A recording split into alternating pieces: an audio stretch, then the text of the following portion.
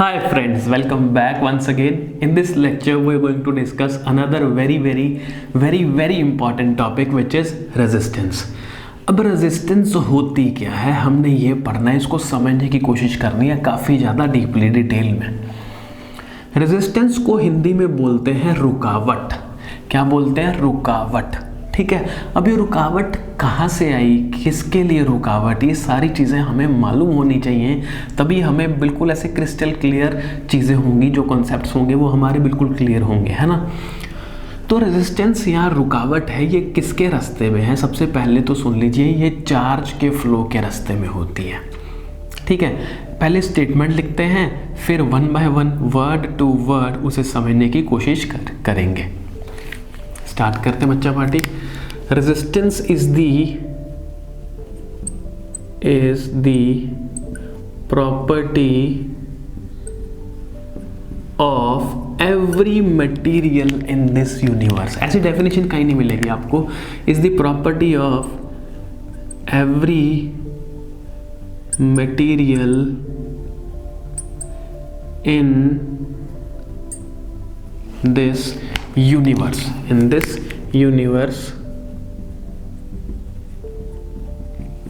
जिसकी वजह से मतलब बाय वर्च्यू ऑफ विच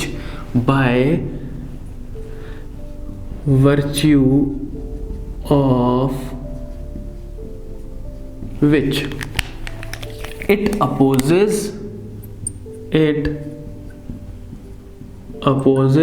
या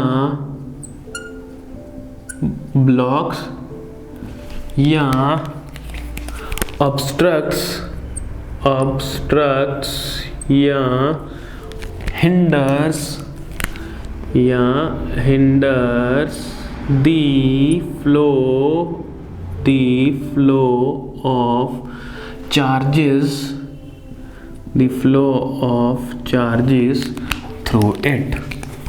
through it। बस इतनी सी बात है, ये है रेजिस्टेंस की डेफिनेशन। रेजिस्टेंस है क्या? रेजिस्टेंस एक प्रॉपर्टी है बच्चा पार्टी। क्या है बच्चा पार्टी? ये एक प्रॉपर्टी है। किसकी प्रॉपर्टी है? इस दुनिया में आपको जो भी अपनी दोनों आंखों से जो भी दिख रहा है, बहुत इजी बता रहा हूँ मैं, ध्यान से सुनना।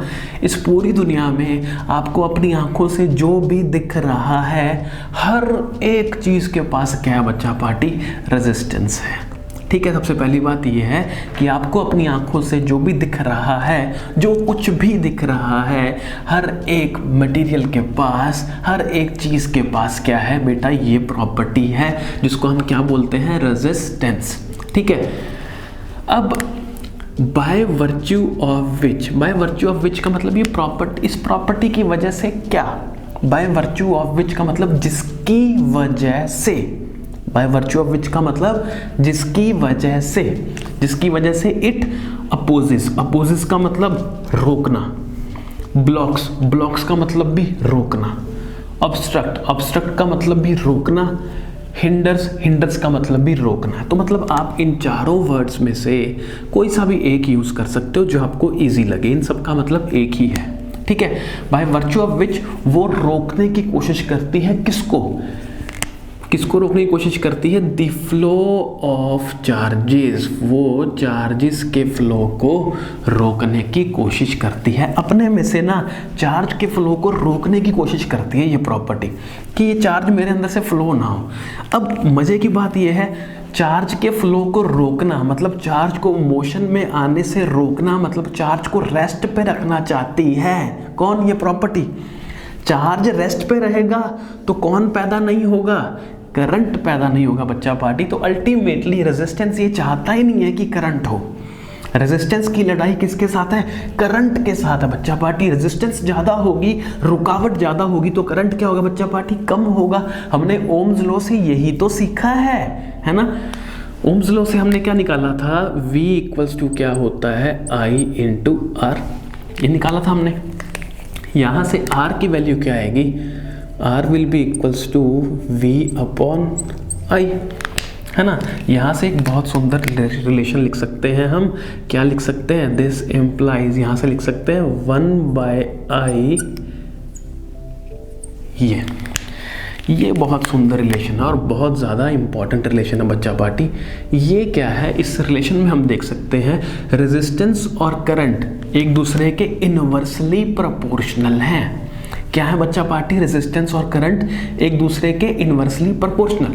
अब इनवर्सली प्रोपोर्शनल होंगे तो क्या होगा, अगर हम रेजिस्टेंस को बढ़ाएंगे तो करंट क्या होगा बच्चा पार्टी, करंट कम होगा। यही तो बात है, रेजिस्टेंस बढ़ी मतलब रुकावट बढ़ गई, करंट के रास्ते में रुकावट बढ़ गई।